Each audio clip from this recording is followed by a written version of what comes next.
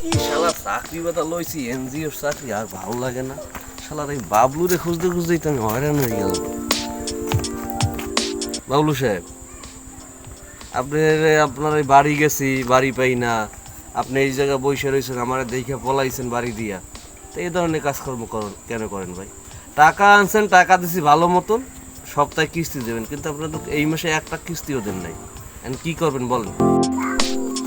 আপনার ভয়তে স্যার আমি এই বাগানের মধ্যেই বইছি, এরপরও আপনি এই জায়গায় আইছেন স্যার। এই মাসে যে হোক স্যার আমি কিস্তি দিয়ে দেবো, আমি একটু পারিবারিক ঝামেলার ভিতরে আছি।